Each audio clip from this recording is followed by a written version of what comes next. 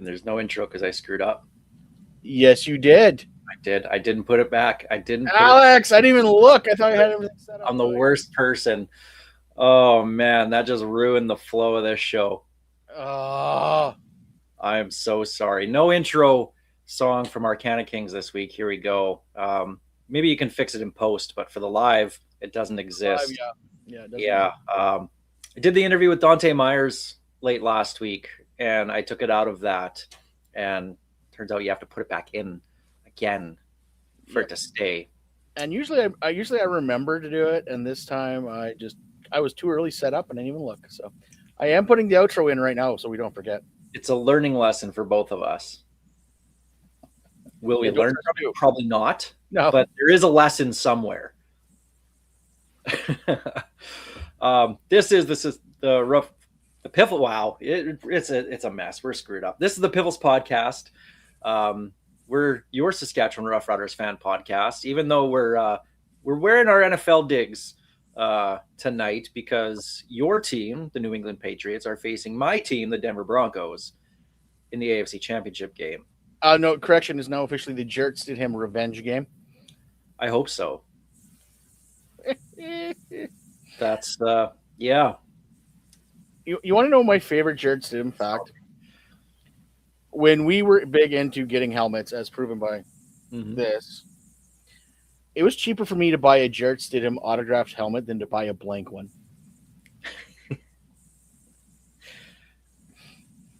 So that tells you what people thought of Jarrett Stidham back then. Well, look, all he's got to do is win 2 games. That's it. Just 2 games. Oh, the Zach Collaros model. Yeah. I liked what Nick Foles was talking about, that the Patriots don't really do too good against the backup quarterbacks in the playoffs. I was like, all right, BDN giving me some hope here. Well, and actually, don't get me wrong. If Nick Foles is right and the Broncos do make it to the Super Bowl, I actually hope they win.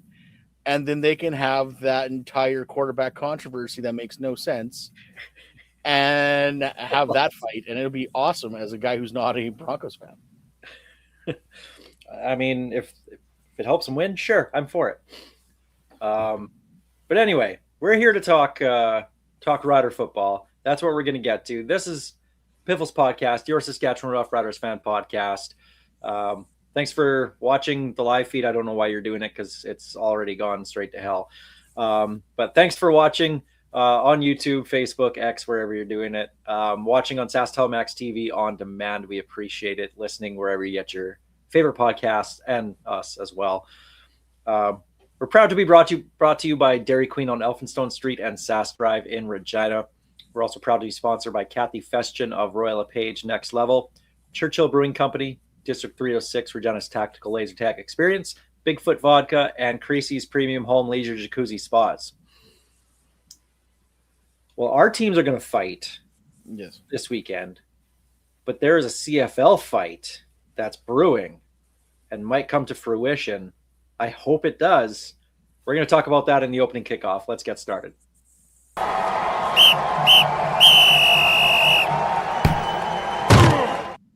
Well, the fight, we'll get there in a minute or two. But we got to talk about the big signings this week. Mondays have become really good days here in Riderville over the last 2 weeks.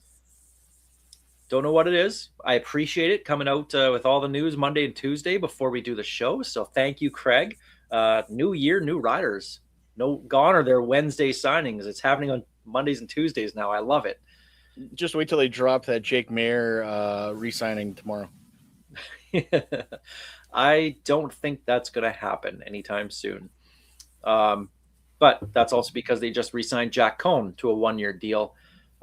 So since you mentioned Mayer, let's get into that a little bit. Jack Cohn obviously back for another season. Great spot for him. Learning under Trevor Harris, another year behind him, another year in the same offense with Mark Mueller, another year to grow. I like that.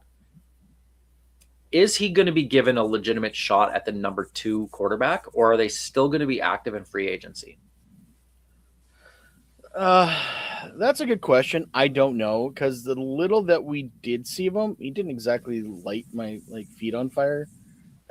He was okay at best, but they brought Mayer in for a reason last year. Mayer in for a reason last year because they didn't think Cone was quite ready to carry the load if Harris went down.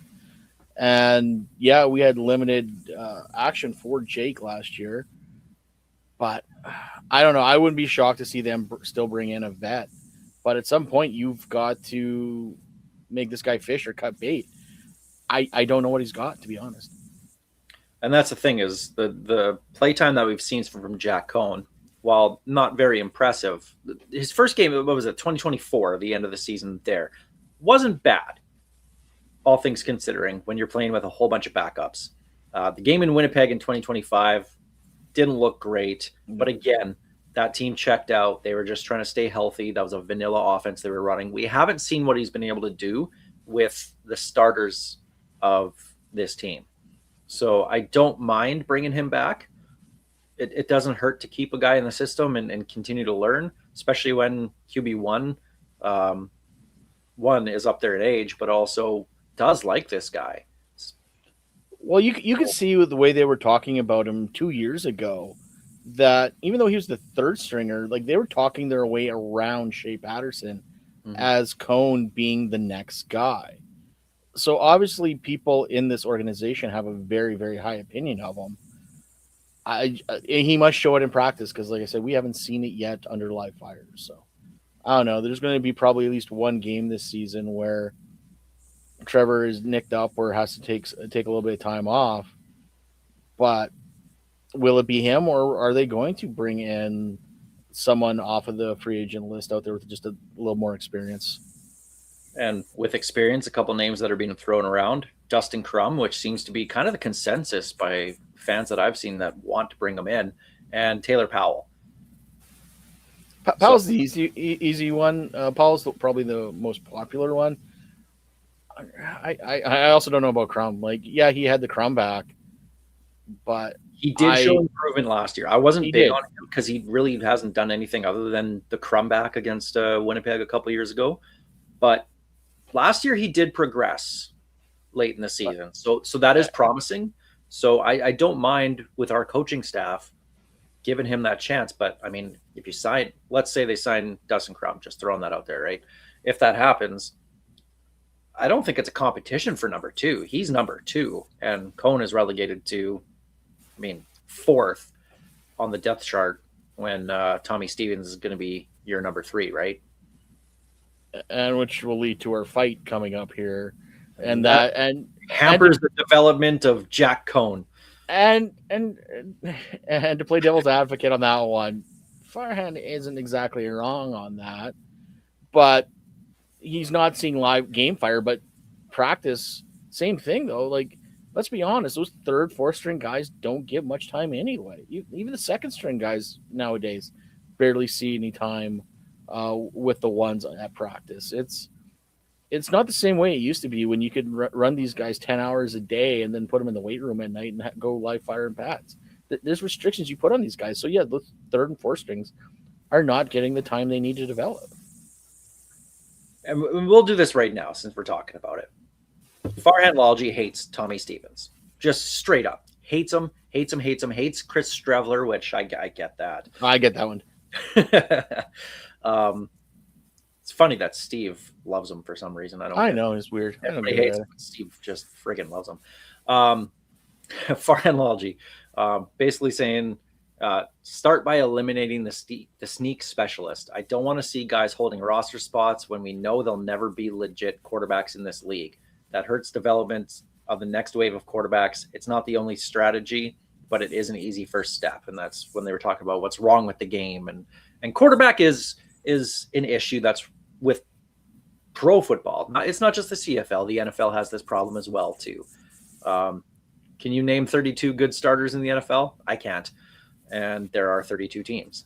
So you're going to see that in the CFL as well. Now, my issue with what Farhan said, and I totally agree with the developing quarterbacks, is there's less of a chance, especially when teams are in a win now mode. There is no rebuilding anymore. You got to turn it around, especially in the CFL with the movement between players. You got to turn it around fast. And there's no time to wait. You can't. How often are you going to have a backup in the system for a couple of years? It just doesn't happen that often anymore. So I get where Farhan's coming with that, but maybe the answer is mandate a practice roster spot for a quarterback. I'd rather see that than to banning a sneak specialist. You're going to ban a football player from playing football? Come on, that's ridiculous. And how do you police that? Like you have to throw X amount of times a year. Are we going to do snap counts now, like they do for the designated Americans? Saying that it has to go in order on the depth chart. Your number 2 quarterback, that's the guy that comes in second. So if it's a quarterback sneak that's coming and you don't want your starter taking it, it's the number 2 guy. Which, okay, sure, but why do we want to ban football players from playing football if they're good enough to, like, Tommy Stevens is good enough to be in the CFL. If he wasn't, he wouldn't be. That's a fact. Which and it kind of also takes out, like, what does Farhan think about the gadget players in the NFL then? Like let's get rid of those guys? Like, or what do you do about the situations where you've got Leitra on the Ticats lining up when you got a fullback lining up in a wild? Oh, but he might play special teams though. Yeah, but he does, but it's ridiculous. Like you said, how can you ban a football player from playing football? Football is the ultimate team game. Farhan will tell you that because he's a coach. Yeah. You have guys with certain skill sets to do certain things well. You put them in situations to succeed. Yes, role players will play their role. Yeah. I don't like the idea of policing teams on who they can and cannot have on their roster. If they only want to dress 2 quarterbacks, let them only dress 2 quarterbacks. Who cares? If they don't want to have a short yard specialist and they find more value in having a Litre or David Mackey filling that role, then fine, good for them. If they don't want to use their quarterbacks to do that, cool. Let the teams figure that out. What works for them? For the Riders, obviously, Tommy Stevens works for them. So why would they want to change that? Tommy Stevens worked for the Calgary Stampeders. He has 3 of the longest runs by quarterback in history. He's 3 of the top 10 runs in history is Tommy Stevens. And one of them was on us. Yeah, Steve and I were there. Why you'd want to take a player like that away who has proven he's capable? I get it. He's probably never going to be a number 1 quarterback in the league. I get that. Yeah, nor will Shea Patterson, nor will nor was Tinoson Siri. No, like Cody Fajardo started out as a short yardage third string quarterback. He was never supposed to be the starter here. That's why we signed him. Yeah. Like he was going to compete for second. Yeah. And now he's turned in a very solid CFL career. He's a Grey Cup MVP. Yeah. So you're going to say ban Cody Fajardo because for a couple of years he was just the 3rd stringer? Davis Alexander 2 years ago was the 3rd stringer. The only reason he got in that game against us is because the 2nd stringer got dinged up. And then all of a sudden, Davis Alexander became a thing. Like, it works. Some guys will show that they have it. Some guys won't. And that's fine. That's pro football. It happens all the time. It's whatever. But you never know until it happens. But to basically say this guy, because he's just a short yardage specialist and hasn't really had a chance to throw the ball in a game, that he'll never be a starter. What happens if the Riders go, you know what? Okay, Farhan, you're right. He's now our fullback. Tommy Stevens is now designated as a fullback. Sure. What do you do then? Let him be a gunner on special teams too. Then at least you can say he does that too. Well, you don't even have to do that. He could just be a fullback. You just deem him as a fullback, and then you put him on your roster. There you go. You got your 3 quarterbacks with Cone and Powell and Trevor. And then for some reason we dressed 3 fullbacks because that's what we're going to do because we apparently need all the fullbacks. Ban kickers, ban punters because they're just specialists too. They only do 1 role. Snapper, Jordan Hughes, that lazy guy collecting a paycheck. All he does is put the ball backwards and runs down the field. Yeah. He'll never be a starting offensive lineman in this league. Never. So why have him? Why? And that's my problem with what Farhan's saying. Let teams figure this out themselves. Don't mandate something. I think that's ridiculous. And I'm glad Farhan took a beating on social media, pardon me, because of this. Because I think it's such a bad take. Again, I get where he's coming from. I want to see the development of quarterbacks. We need to have the next one and the next one, and I get that. We want to see that. But you know where that comes from right now? NCAA. The NCAA is the CFL's feeder league. It's the NFL's feeder league. Yes, they have to get they come to the CFL. They have to get more accustomed to our game. I understand that. That takes a little bit of time, especially when you've never played CFL Canadian rules before. You're used to the American rules. There's a big difference, right? So it will take some time. It's not going to happen overnight. But I thought it was a very bad take, and I'm surprised that a football coach would say that. But it did let me make this.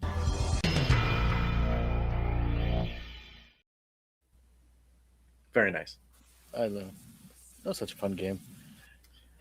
So, yeah, that's just another thing going on in the CFL. I mean, it generated a lot of talk that for 2 days basically. And he was on the sports cage the next day, and I was driving to my daughter's cheerleading competition this past weekend, so I didn't have a chance to listen yet. But I was texting with Barney, and I kind of like, so Jazz. He goes, "Oh, that was what the entire segment was about." So apparently, he made a bit of a mea culpa on it, which good for Farhan because I think he realized he stepped in it. But I have to hear the whole thing before I completely. Well, it's funny because I think Brett Lothar was on that show as well too. Yeah. And Tommy Stevens tweeted out the sports cage has the chance to do the funniest thing today. Yes, he does. But anyway, yeah. Quarterbacks. That's the CFL news. Anyway, there's more stuff going on in Riderville other than just Farhan Lalji hating our third stringer. Keen Schaefer-Baker, obviously the big news on Monday, signing a 2-year deal. I'm surprised it was 2 years. I'm also surprised that it was Keen Schaefer-Baker that was signed. Not because I don't want him here. I love the guy. I'm glad he's back. I just didn't think with salary, with whatever, with Tommy Neal potentially being there, the other young receivers that we have for Canadians, I thought that was an opportunity for the team to potentially move on and go cheaper and younger. I'm seeing that like Keen Schaefer-Baker's old. He's not. But when everybody else is going to get a raise or everybody else wants a raise, you have players that are going to get them. Is there room? Like the cap, you know how the cap works, right? Like these are tough decisions. And I think a lot of people in Riderville, I know I'm not the only one, was prepared for the team to move on from him. So to get that announcement that was a very good start to the week. I like KSB is my daughter's favorite player. I have been prepping her for weeks that KSB is probably not coming. Like I'm explaining the financials of it, and he's injury prone a little bit, and he's been here a while, and he just won. He had a pretty decent contract last year. He's probably going to want a raise, and SOBs pull it off, and he's back. So, like, good news is not a lot of people have to like put painter's tape on the back of their KSB jerseys next year. But I'm very curious to see what the financials come out on this one when it does come out, because you have to think he took a bit of a haircut. But what this does tell me is they're probably going 3 Canadian because they've got a ton of Canadian receiver depth. Yeah. This definitely means they're going 3 Canadian receivers. You have Del Duncan Busby, Joe Joe coming back as well. You have Daniel Weeb coming from the U of S Huskies. So you have your starter. Sorry? Mims. And Mims as well, too. Yep. So you have your 2 starters. You have Sam Emelis. You have Keen Schaefer-Baker slotted in right now as starters. That third one could be up for grabs. That could be a Joe, Del Duncan Busby. I think it's a Joe, regardless. I think so too. But then you're looking at one of them being, the next guy up on the roster.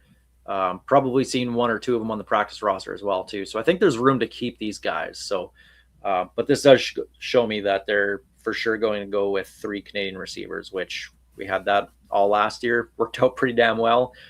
And it just more flexibility on the ratio as well too. So huge signing by the Riders. Kudos, Jeremy O'Day getting that done. Have a little birdie told me a couple days ago before the signing was, don't worry about it. He's not going anywhere. And then, yep, sure enough, next day signed. So it was a good start with getting the Keen Schaefer-Baker news. News on Tuesday, Lake Corte Moore, defensive lineman, was signed for a 1-year contract. Not going to say I'm surprised by that, but he wasn't one of those that to me was a must sign, especially coming off that torn ACL now. So the start of his season might be in jeopardy. But this is a guy who was a first-round pick, 3rd overall, just 3 years ago.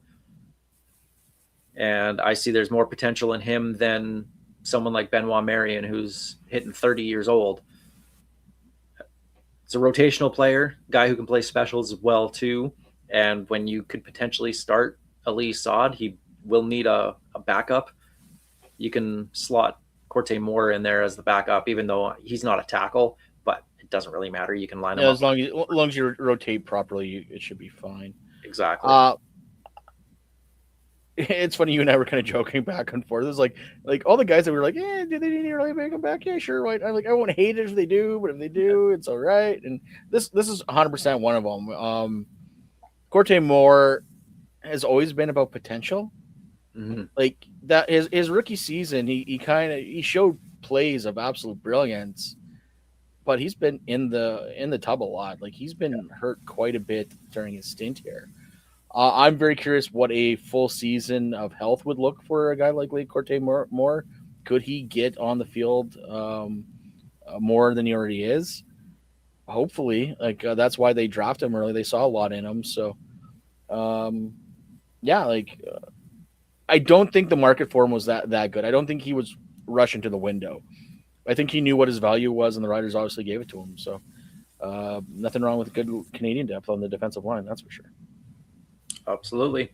And one other signing this week, Riders bringing in a defensive lineman, a guy who looks like he plays the edge, Desmond Evans. So definitely plays the edge. I was actually looking up some film on this guy because 6'5" or something like that. Yeah, out of UNC. He was an undrafted free agent for the Titans this past season. So should be really interesting to see if he can compete in camp because Lord knows we're going to probably need some rushers because I don't know who's coming back. Well, luckily for you, I have the list here of who's coming back. And right now, it's not Habakkuk Baldonado. It's not Malik Carney. It's not Charbel DeBeer. It's not Shane Ray. It's not Mike Rose. And Micah Johnson, of course, we know is our D-line coach. So it's a lot of young names. It's a lot of unproven names. It's a lot of guys that don't have a ton of experience. That's what our D-line looks like right now. And if we're able to bring in guys, keep Keen Schaefer-Baker, if they're able to keep Keyshawn Johnson, if they can, bring A.J. Allen back and some of the bigger names, it looks like the D-line is the position they're kind of sacrificing to make that work.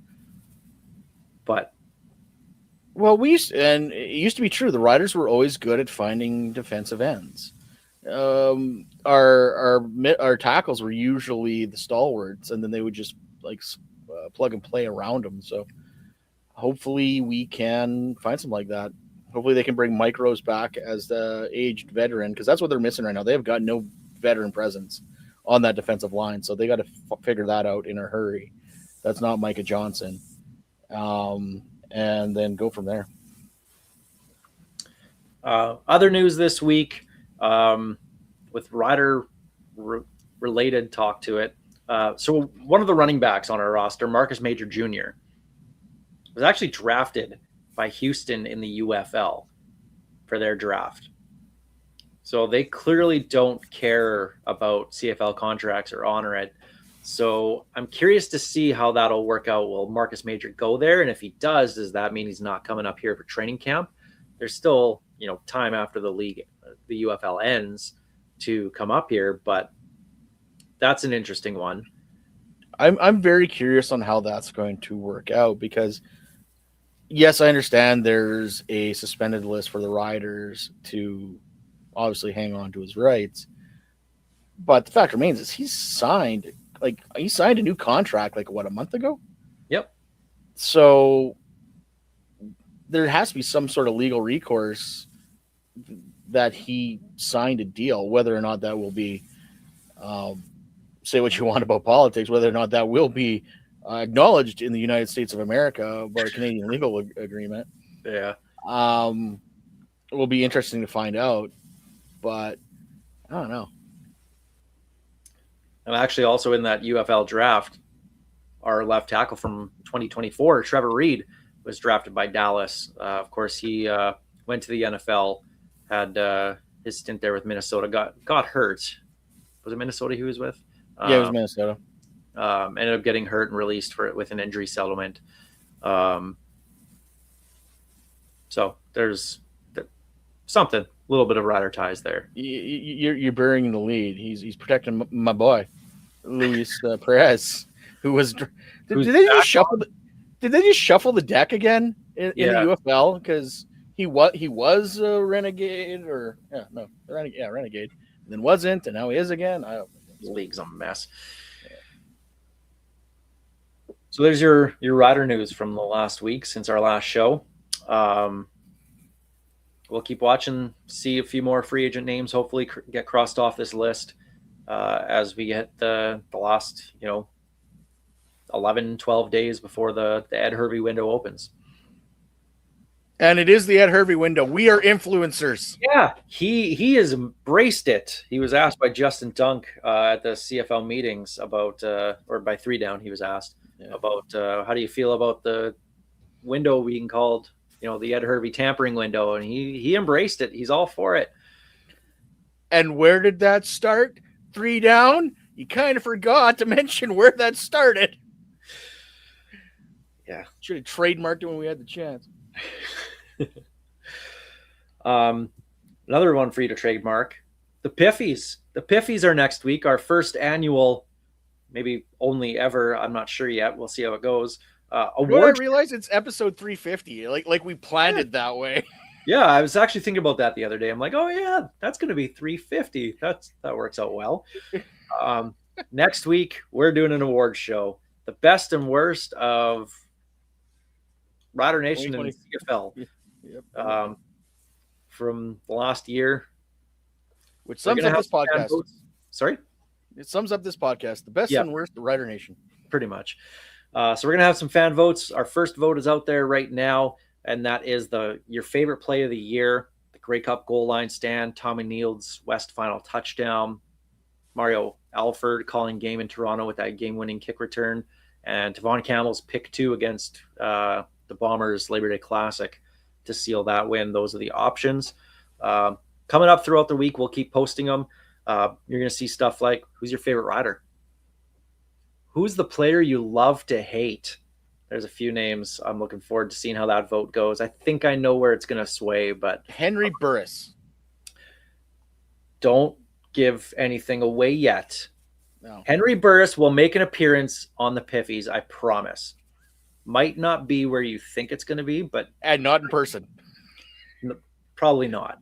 But he's going to be.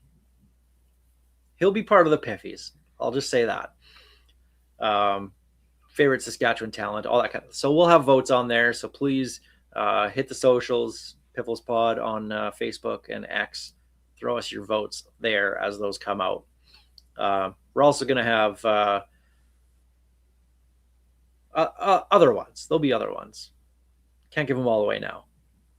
And we'll be doing it from where the Riders won the Grey Cup. Well, I will be, because apparently I forgot I have to go to Winnipeg for work. Can you do it close to or at IG? Well, what is it? Princess Auto Stadium now? Might be difficult, but I will see what I can do. Call up Darren Cameron. Yeah. See what you can do. They're like, "Where are you from?" No, and they'll hang up on me. Are you gonna make fun of our tiny screens? Yes, I'm gonna make fun of your tiny screens. Oh, we're gonna make fun of that coming up in a little bit as well too. In due time. Don't get too far ahead of yourself. But the Piffies next week, we're gonna have some fun. So make sure you're tuned in for that. But that is the opening kickoff presented by Kathy Festian of Royal LePage Next Level. Time for Remember That Guy, sponsored by District 306, Regina's Tactical Laser Tech Experience. How hard is it going to be this week for me to remember that guy? You're going to get it. It might take you to number 6, but you're going to get it. Okay. Well, give me some hints. I'm going to try and guess who your former rider was. How do you word it again? It's the who's the who and who's that of Rider Nation. Yes. So I'll try and guess the who's that of Rider Nation this week. It's time to remember that guy. He was drafted 15th overall by the Riders. So Canadian talent. Second round. Okay. Wore number 4 his rookie season. Played 194 regular season games in his 11-year career with the Riders. Has a passer rating of 39.6. 4 total rushing yards on 3 rushes, including a 12-yard scamper.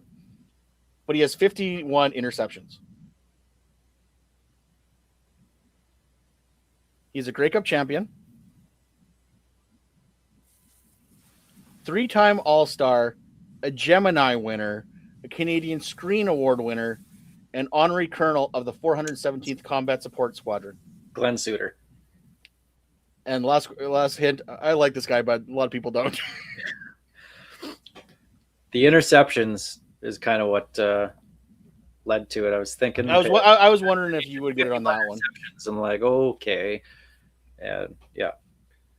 He has his passer ratings 39.6 because he threw 1 pass for no receptions. Was that that must have been on a botched field goal hold or something? I'm assuming so, yeah. It doesn't tell me exactly, but I just laughed when I saw a passer rating of 39.6. And then same thing with 4 yards on 3 rushes. He has a -1, a -7, and a 12-yard scamper. Good for him. Yeah. You got the first down. I'm hoping you got the first down on the 12-yard. No kidding. I'm a little disappointed he didn't add in something about 11 years. That's enough. True. True. He was one of the major players in that one. Yeah. Of course, the holder for the kick. Calm down, Dave Ridgway. They always tell the story about Dave's nerves were shot lining up for that field goal, and Suter said, "Hey, blonde in the front row." And they both just kind of laughed because they realized what it was doing. It just took all the pressure off and just, okay, we just got to go up and do this kick. We've done it a million times. And the rest was history, right? And here's what I understand. I understand people's Suter fatigue, especially in this market. Like, because when he's not calling the games every week, he's also on the radio 2-3 times a week on either station, but like he's bounced back and forth between the two. So I can understand people's fatigue with him. The guy knows what he's talking about, whether people want to or not. Does he say a lot of stupid things? Yes. But when you have to talk that much on TV, yeah, when you have to talk that much, be it on podcast, on video, on radio, on TV, stuff is just going to come out that makes no sense. I can confirm. Mm-hmm. So he's a good guy. He takes a hard knock, but his legacy on the Riders is undeniable. Yep, still has the team record for interceptions. He does, and he was one of the best DBs we've ever seen for this team. So, yeah.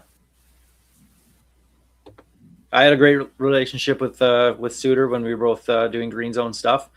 Some of his best hits, though, we're talking about airplane etiquette and stuff like that. Loves his country music. Loves his country music. Ever. But I mean, again, say what you want to say about him calling the game. He's a champion of the league. He wants 100%. this league to succeed more than just about anybody. And that is a hill he's willing to die on. Like he wants that to he wants the league to grow. He wants what's best. He wants players to get paid. He wants to keep the ratio. He probably wants the ratio to get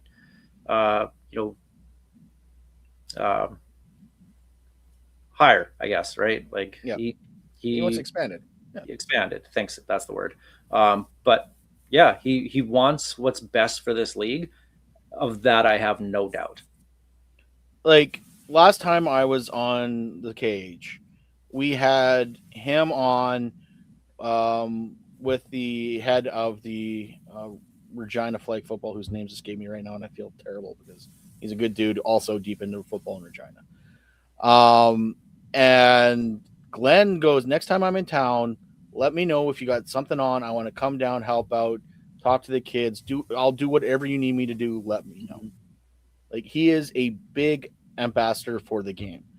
Although in the same episode, he and I got a little tete-a-tete about the players' report cards because he's of the mindset it looks bad on the league, and I'm like, you need these things. So it's an accountability thing. Exactly. It's he cares about the game so much that sometimes he can be blinded to things. Not all criticism is bad criticism, and he doesn't see it that way. I don't want to say he's an old school guy, right? Yeah. I don't want to say he's stuck in that, but he's also of the generation that what happened in the locker room stays in the locker room no matter what. Yeah. And we didn't complain about anything. That's just what happened, right? Like that's how they're wired. Yep. It's not like that anymore. Times have changed. Things have evolved. Some things have devolved. But that's just where he's at with that.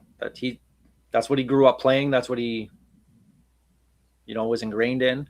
And that's just the way he's wired. So, but great guy. Love Glenn Suter. Glad that they're finding other people to do color commentating. So Glenn's not doing every game every week anymore. One, that's a lot. That's a lot on one person anyway. But it's time for some new blood. He's still their number one guy though for color. He calls his own shot. He gets to pick whatever games he wants, and then they shuffle everyone else around him. So Well, Glenn Suter on Remember That Guy, sponsored by District 306, Regina's tactical laser tag experience. Let's jump to the Churchill Brewing Company odds and end zones. We'll get there, Kate. You're going to be in Winnipeg next week.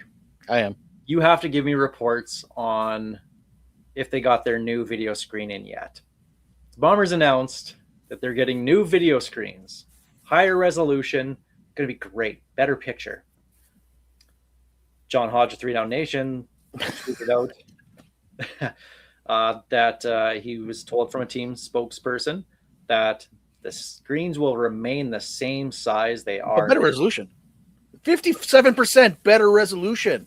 So the thing you couldn't see because it was so tiny, well, you can't see it, but it'll be clearer. Yeah, that's good news. It will be clearer. Getting a new video board, great. Awesome. You have the chance to get bigger ones. They have the room for it. They 100% they have the room for it. There's a ton of space there. Not doing it. What are you guys doing here? I understand they're not cheap, but we have seen your financials for the last couple of seasons. They're doing okay. Just had the Grey Cup. Spend the money. Oh. Josh Hunt is going to have a field day on the Banjo Bowl bus because all game long, when we get there, from the tailgate to the time we get back on the bus after the game, he's chirping about their little tiny screens. And when they get new ones and don't make them any bigger, he's going to be chirping probably twice as hard. They literally went from the Lenovo pad to an iPad is what they did.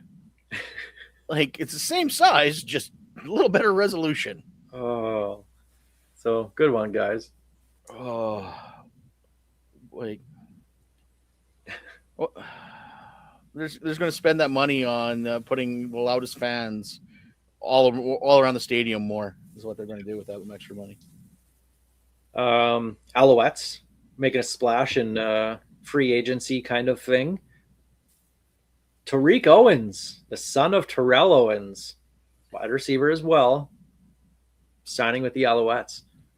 What is it about them signing legacy wide receivers, kids? Does Ocho Cinco have a kid that he can send up here too? I don't know. Like, is there an Ocho Jr.? Is there a 42 and a half out there? I have no idea. But, like, don't get me wrong. And like I said, I take a beating from a buddy of mine for saying Deron Carter should have been the face of this league. And he had the talent. He had the personality. He just was Deron Carter and just couldn't get out of his own way. I'm hoping Tariq Owens is slightly different than that. No pressure.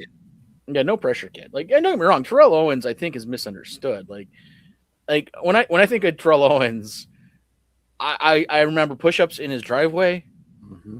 I remember that's my quarterback, like in tears, bawling behind like $1,000 Gucci sunglasses, stamping the star, standing on the star. Standing on the star was a huge one. Love that. Like, the first time was funny, and then he just kept on doing it. And to be fair, stop him from getting the end zone. You don't have to worry about the star. Yeah, exactly. But I'm very curious what Tariq Owens is. I don't know about his college career. Obviously, haven't heard much about it. So I'm very curious to see if he can live up the name. Obviously, Deron Carter had problems dealing with falling in his dad's shadow. So hopefully Tariq can get around that. But the real stuff that happened over this last week, of course, the CFL meetings were last week and the rule recommendations were coming out, and it sounds like they're going to go forward with this. So, no more ties. We're going to have the NCAA. Why do we hate ties? Why do we hate ties all of a sudden? Where did this come from? There's been like 4 in a decade. I don't understand why people are upset about this. I'm not upset. There's so much more they could fix. Sure, but this is an easy one. This takes nothing to do. So why people are making a big deal out of it is beyond me. Nobody wants a tie. Let's be honest. I agree with you. Literally nobody wants a tie. So this eliminates it. Does it Americanize our game because they're going to the NCAA? Oh, 100% it does. Point shootout? No, it doesn't. Stop. I know. But here, okay, my insane foil hat theory is when he's talking about no more ties and going to this 2-point shootout. I'm like, they're going to count those as touchdowns. That's how Stuart Johnson's going to get to his 60 extra touchdowns a year. Yeah. All we need is one game to give us like 6 extra touchdowns per team. It's the quickest way to determine a winner after the mini games is to have one play shootouts. It's like the shootout in the NHL, except it's not an individual skills competition. It's still a football play you have to run. So, are they going to limit Tommy Stevens on this? So they might have to. Human cheat code. So I don't understand why people are mad about it. I know only 2 ties have happened in the last 6-7 years, whatever it is, but it's not going to come up very often. So whatever. We had 2 years ago, and then the Stamps and Ottawa had 2 in back-to-back years. Yeah, like 8 and 9 years ago. I think it's literally been 4 in the last decade. But it's an easy fix. I bet you if they didn't even announce it, nobody would notice. So, like the smoke rules that no one knew about because they didn't tell anybody anything until it happened? Pretty much. Like that could have been in a press release in an email. People probably wouldn't have noticed it. But because there was articles and whatever about it, people got up in a tizzy. Probably just because it was Stuart Johnston that announced it. If anybody else did it, probably wouldn't care as much. But because he's ruining our game. The hate this man has blows my mind. Like we're talking like Gary Bettman style of play into it like Gary Bettman does now. He has to. Like, 7 we're talking like full Mr. McMahon, like no chance in hell coming down. Like when he comes down to handle the Grey Cup, like no chance in hell, and just starts strutting. Yep. Yeah. Go full heel. Just do it. Just lean into it. So no more ties. The current timing is going to stay in the final 3 minutes of the half. This had a lot of mathematicians out there trying to figure out if this actually makes a difference, and that entire discourse cracked me up. Because man, did people get really passionate about it? Yeah. So of course we're moving to the 35-second rule or 35-second clock, starting this season 2026. Yep. But going into the final 3 minutes, it'll still be that 20-second clock. Once plays kind of set up and the refs are ready, the ball is placed. They look around, there's no substitutions. They'll wave their arm, play will get whistled in. So it'll be exactly what we see right now. They're not going to have it so you can kneel out a game with 2 minutes left. So nobody has to worry about that. Still going to have great, exciting finishes in the CFL. And I think there was probably a hybrid they probably could have figured out. Keep the 35-second clock going, but still work a 20-second game clock in there as well. That starts at 15 seconds, basically. But I get it. That's probably way too convoluted to get done. There's way too much margin for error in that. So right now, just keep it the way it is. I'm sure this one will be one they look at again next year and see if they can tweak anything once they get the flow of the 35-second game clock. I wouldn't be surprised if you look this seriously next year. I agree. Although Stuart Johnson, to his, I think their own words, said we're going to need a couple years of, because everyone's like, well, if these rules don't do anything, are you going to go back to the way the game was? And he said we're going to have to play this out for a couple seasons to get accurate data. And he's not wrong. So they're kind of locking themselves into this 3-minute clock for at least 2 seasons. I'd be shocked to see if they change it this year. If they do changes before 2029, I'd be shocked. Because I think they're realizing you need to spoon feed this to people, because you do too much too soon, people are going to lose their mind. Yep. They would be smart to not change anything else for 2027.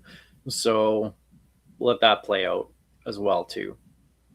But the one go ahead, sir. No, you go ahead and finish this one. No, I'm just happy that the rule change that I'm sure no one else cares about is getting the teams off the same side of the field. That's the only thing I care about.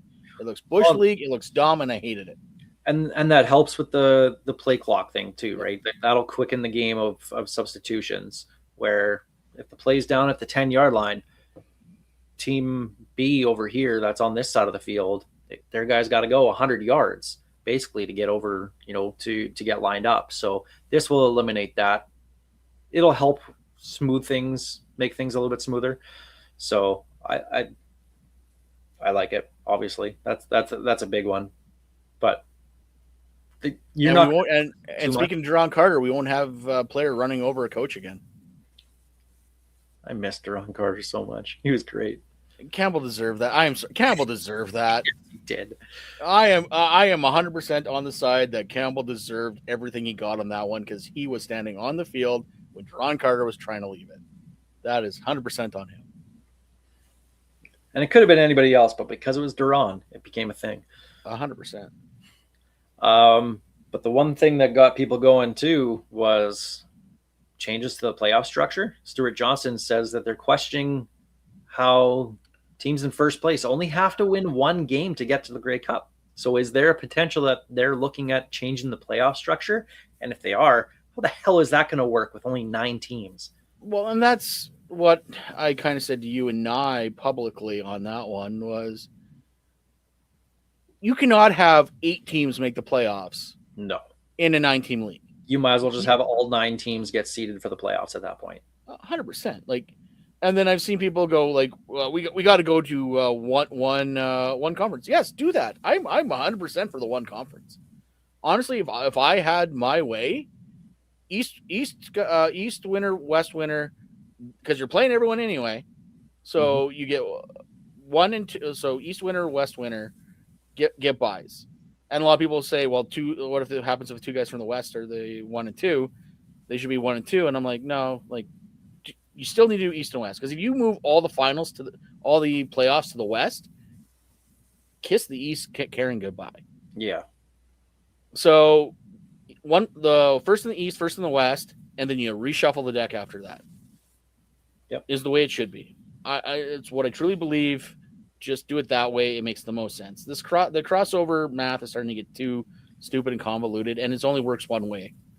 So until you get to 12 teams and you start having, 8 make the playoffs, whatever it is, this is the way it's got to be. The conference thing can change, obviously, and the reseeding, but to have at least one team get a bye week and only have to win one game, that's the way it's going to be. Because even if you got to 10 teams, look at changing it without having an extra 3 or 4 teams, 5 teams in the league. Without even if you get to 10 teams, 8 teams making the playoffs is still ridiculous. Still bad. I would still keep it at 6. Yeah. You could do 7, I guess. The top team gets the bye week. That'd be the only way you could do it. But then you run the same argument of, well, it's not fair. They only get one game to make the Grey Cup. Yeah. The only way you're going to get out of it is to get to 12 teams. Maybe you might get away with it with 11. Maybe.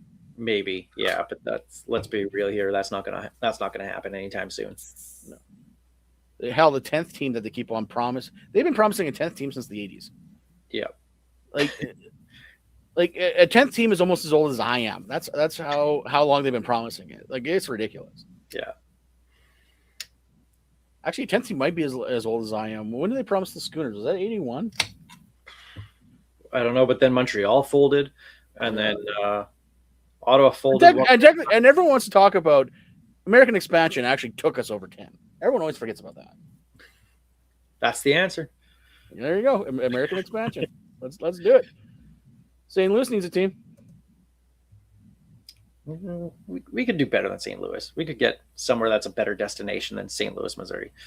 The original Atlantic Schooners were founded in 1982. So the Atlantic Schooners, a team that doesn't exist, are almost as old as I am. Yep, they're older than me.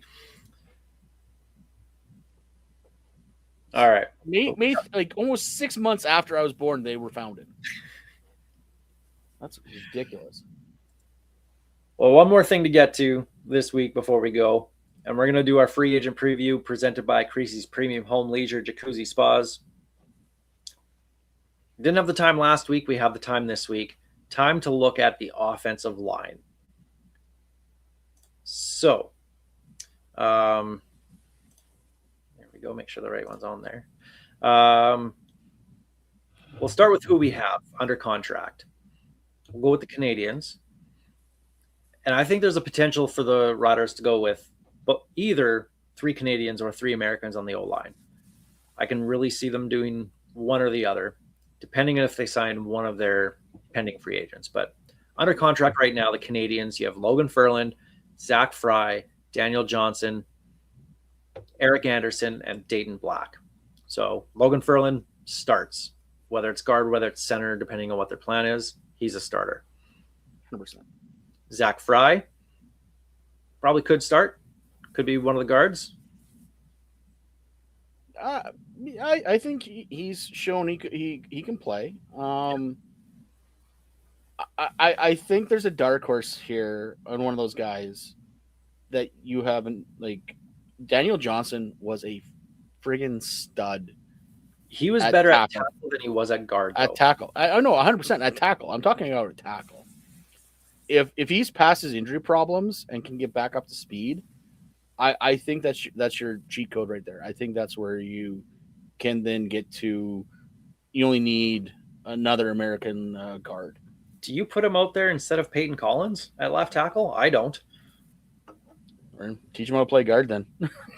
But if he can play guard, that'd be great. That would answer. Yeah, well, yeah. Then he's your new Logan Ferland essentially. He's your guy that can play guard or tackle depending on where you need him. I think Johnson's got the ability. He's better at tackle than he is at guard, but I think he's got the ability to play both.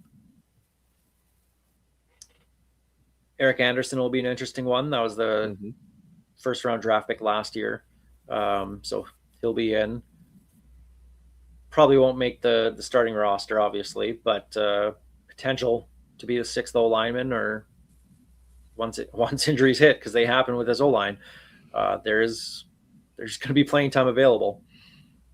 Dayton Black has some experience in the CFL as well too. Hamilton, right? Hamilton, yeah. So good to have some depth there. So there is depth with the Canadians with experience, even though they're looking at losing a couple guys. Plus, who knows what happens in free agency as well, too. Maybe they do bring in probably younger guys. I don't think they're going to go after a vet, because we've seen that over the last couple of years, that signing the Canadian veteran. Yeah, the old Canadian vet signing hasn't worked for us. They get hurt immediately and don't give us any kind of value for ROI. So, so those are the Canadians under contract. The Americans, Peyton Collins at left tackle, Jermarcus Hardrick obviously is your right tackle. Then you have Spencer Brown and Yusuf Carter are the other guys under contract right now. So the way that with who they have under contract right now, I'm looking at two Americans, probably bookends on tackles, and then you have your three Canadians in the middle. But that could change. You look at a guy, so we'll look at their pending free agents. We'll go with the Americans here, Trayvon Tate and Jacob Brammer. Brammer was an all-star at guard last year. Would love to have him back and still go with Ferland, Brammer, and Hardrick on that right side. Because when they had the most success running the ball, it was to that side of the field. And you never had to worry about that side, ever. So I think I'm not going to call Jacob Brammer an absolute must-sign, because I think there is some depth here. And as long as Edwin Harrison's the O-line coach, you could plug anybody out there, and I'd be confident that he would play very well. But if they can get Jacob Brammer back, we're laughing on that O-line. 100%. I think Brammer is, you're right, I don't want to say must sign, but definitely helps the run game, that's for sure, especially with the question marks that are going in, because obviously everyone expects AJ to be signed very quickly. I'm starting to believe that's he's at least going to the window. Because you think if he was going to sign, he would have signed by now. So I would love to see Brammer, especially because it's going to make a big deal on who we have as running back. Because right now it's TBH and a guy who was just drafted by the UFL. We have Mario Anderson. We have one Mario. I forgot about the other Mario. Yeah, it's a handful of carries. So yeah. And then Trayvon Tate obviously has been very, very good for us, but they've been shown that they can recruit. And I was going to say he basically lost a spot to Peyton Collins. Yes, injury sped that up, but Collins played very, very well. Yep. So. And then the Canadians on the O-line that are pending free agents, Sean McEwen, the center that ended up. There is a remember that guy that will be coming up at some point. Good luck finding any kind of stats on him. I can find stats on him, just not Rider ones. Yeah. Practiced twice for the Riders at training camp. I can't see him being brought back.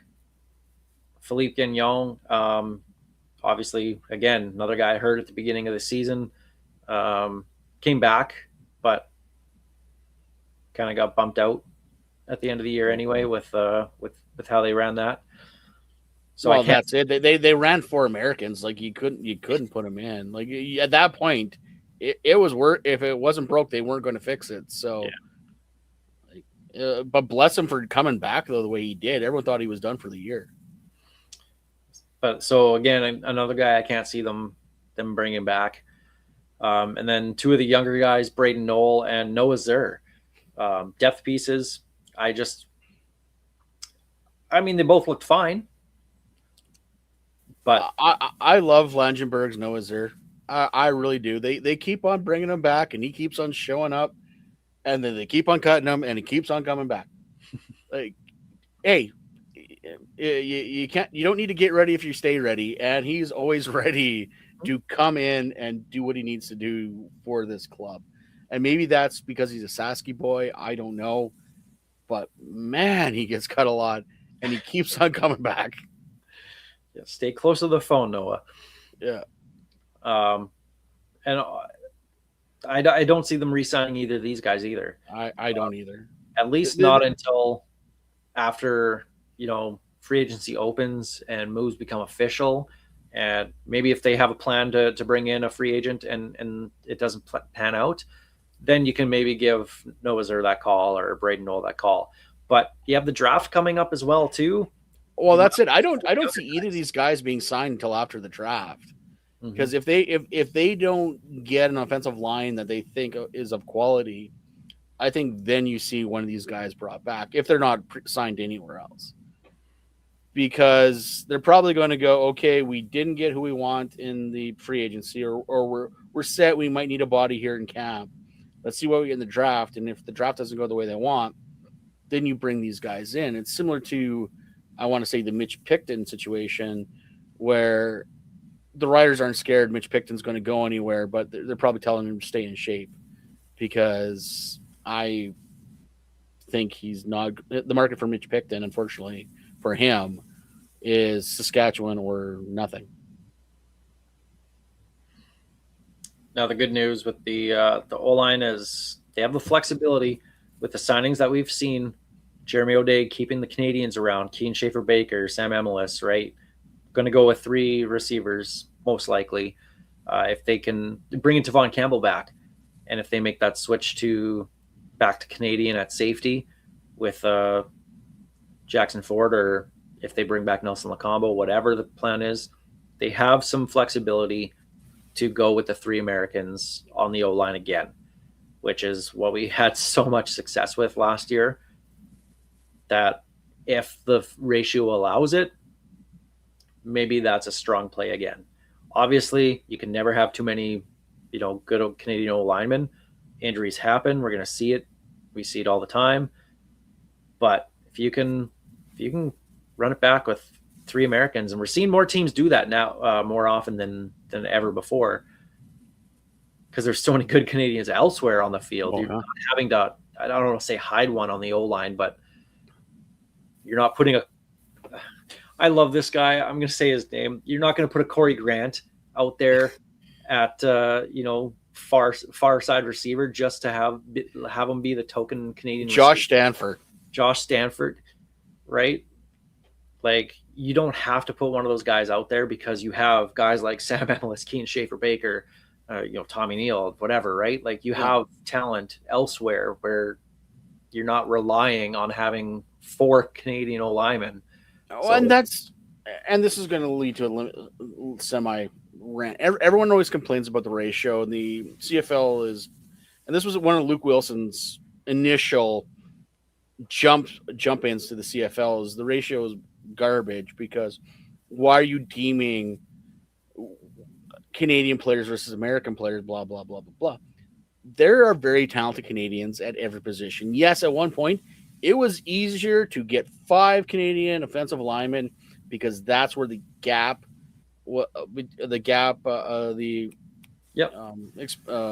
talent gap was the smallest, was on the offensive line, because you got to stand there and be big. That's basically what you need to do. There's a little more to that, but it was the easiest way to pick up that talent gap. You got receivers, you got quarterbacks, you got running backs, you've got very good DBs, you got linebackers now that can make that up. You don't need to hide these guys on the offensive line anymore. That being said, there's still very good Canadian offensive linemen out there that are probably not getting a fair shake. But what do you do? Like, the Canadian talent is just so good right now. Well, if you're invested and you've put all your draft capital, like we've seen with the Riders, a lot of draft capital into receivers, you're probably going to start 3 when you were only starting 2 before. Well, that probably takes a Canadian away from somewhere else.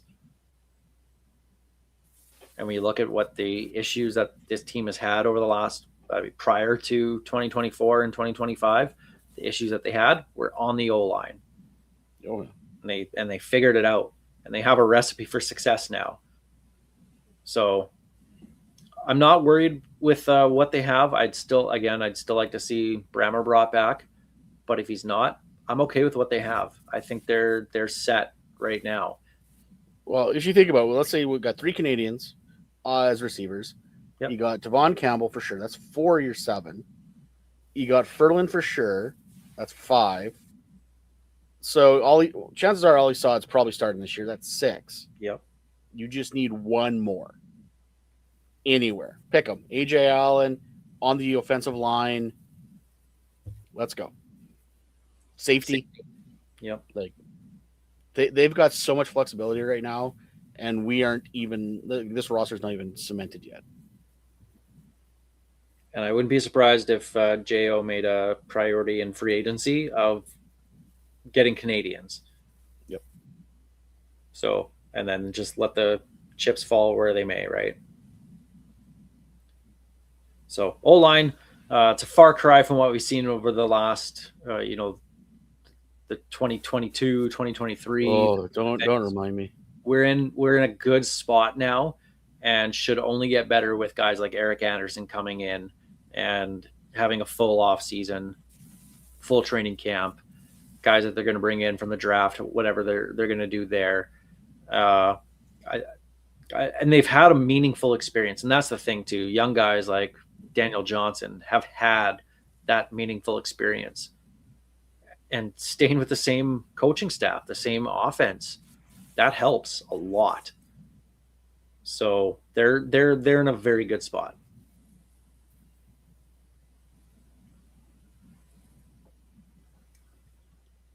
And that's all I got for you this week. I could wax poetic, but we're already like an hour and 7 in. So, well, we'll leave it there. Next week, episode 350 is the Piffys, our first annual award show of excellence, something like that. We can call it that. Are we bringing in Smoke and Joe Frazier? Maybe. We'll see what happens. I'm looking forward to seeing how this plays out. So we're going to have some fun. We're going to give out some awards, some like serious ones, but we're also going to have a lot of fun with, I already mentioned it, Henry Burse is making an appearance. As serious as we can be with a trophy that's a golden meatball. Those that know. Yeah, if you know, you know. And if you don't know, now you know. Yeah. Or something like that. Sure. So next week, the Piffys, fan votes will be up throughout the week. Vote on them. Like I said, the first one's out right now. Goal line stand in the Grey Cup, and Tommy Neild in the West final, the touchdown. I thought Tommy Neild would run away with this one.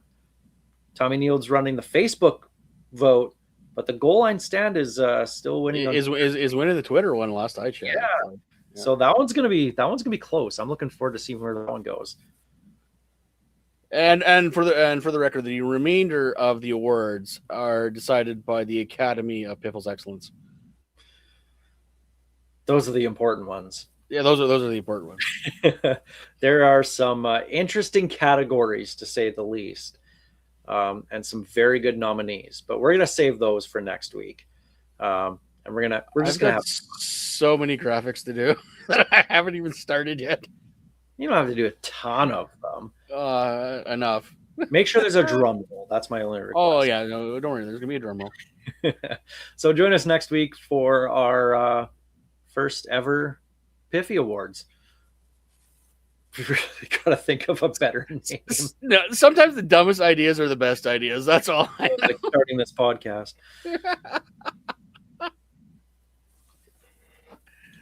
And we'll leave it there. This Piffles podcast brought to you by our great friends at Dairy Queen on Elphinstone Street and Sass Drive in Regina. Special thanks, of course, to Kathy Festian of Royal LePage Next Level. Churchill Brewing Company, District 306, where Jenna's tactical laser tag experience, Bigfoot Vodka, and Creasy's Premium Home Leisure Jacuzzi Spas for their support, making everything happen. Thanks for listening. Thanks for watching. Watching on SAS Telemax TV on demand. We appreciate it. This is Ghost Behind Your Mind by Tyler Gilbert. Let's go, Rider Nation.